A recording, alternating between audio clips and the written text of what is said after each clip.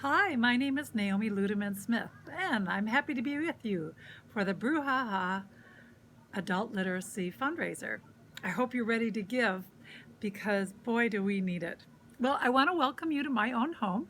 I'm sitting out on the deck on a beautiful Friday afternoon. I have my adult beverage with me here, and I hope you do too, as we share one another's stories about home. Well, in my years of living, which I'm about 60 years old, I thought I had had a lot of experiences moving around, but it wasn't until just a few years ago that I actually moved from the state that I had been born and raised and lived most of my life in, and that was Minnesota. I moved to Aberdeen, South Dakota, in a rather kind of unhappy, traumatic experience of being laid off of my job. And so I was completely uprooted. But the reason that I thought that I had lived in a lot of different places is because I traveled to a lot of different places. And I'd lived in places for 6 months, 3 months, a month, 3 weeks, in all sorts of different places around the world. So while I had some experience with that, when I moved to Aberdeen and then now Sioux Falls just a year ago, I've really had to reconsider, what does it mean to be home? Well, of course, the phrase that so many people hear is home is where the heart is, home is where your loved ones are. But for a lot of people, that's just not what the case is. We are not necessarily near our loved ones. And that's part of been my experience as I've lived in different places for short stints around the world. Well, the place that I traveled the most to every summer for 3 weeks was Ukraine. And I would go back to the same home with the same great family and the same great food because our host, Natasha, was a baker. And oh, food was so fresh and great. We would have the milk right out of the cow in our coffee and sour cream made with our pommes frites, our French fries. It was great, and I loved going back there every summer. In fact, they would save a towel for me that I would bring that actually my grandmother embroidered on that towel, and they would wait for me to come and bring out my towel just for me. It's those little things that make a home really our home, a place of comfort where we can sit and relax the way we would like to be and to be with friends and feel good about what we're doing. So it definitely is those little things that I have learned to bring with me, the beauty of my surrounding. Once when I was in Jordan, the country of Jordan, and I lived there for 6 months on a sabbatical with my 17-year-old daughter, and then went back there 4 more times for January terms and bringing students, and would just settle very quickly back into the capital of Amman, and loved my time living in Jordan. It really felt like a second home to me. So I took my family down to the great ancient, one of the seven wonders of the world of Petra. And there, I wanted to be sure that one night when I was there, that I would see the sunset on the valley of Arabica.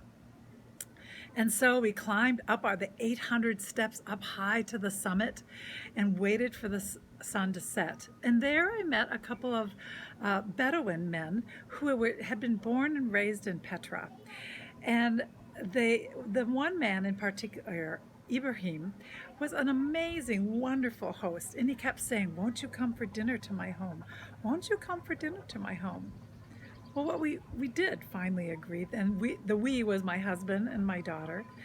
And one of the things that we learned from Rahim was that his home really meant any place where he could sit down with friends around a fire and have a good meal together. And who were those friends? Well, we might call them strangers, but the friends were whoever he met that day while he was working at Petra. And so we agreed that night after watching the sunset, so beautiful, to go out on the camels and a donkey out into the desert to one of his caves. And that was his home. And he pulled out from a hole in the ground the spices that he would use to put together with our chicken, our vegetables, wrapped in tinfoil, dug a hole under the ground, created a fire, and then put the wrap, the foil with the food into the ground, cover it back up, and then Rahim took out his phone and clicked it to an hour, and he said, "There, in 1 hour, we will eat dinner together." And so we sat around the fire in the desert with unbelievably beautiful stars above our head, chatting with our new friends in his home, one of the many caves of his father in the Jordanian desert around Petra. And Wadi Musa is what it was called. So clearly, it was a beautiful time of knowing really how to settle into a place of home. Right now, I'm working with a lot of immigrants who live and work in the city of Sioux Falls.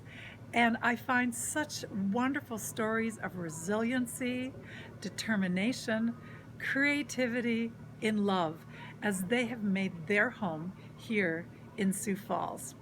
What a great honor it is to work with them, to be with them, and to get to know them as my new neighbors and friends. So thanks for welcoming me here to Sioux Falls, my new home, and for being with you for this great Brewhaha during this COVID pandemic. Thanks, and hope you come again to my home.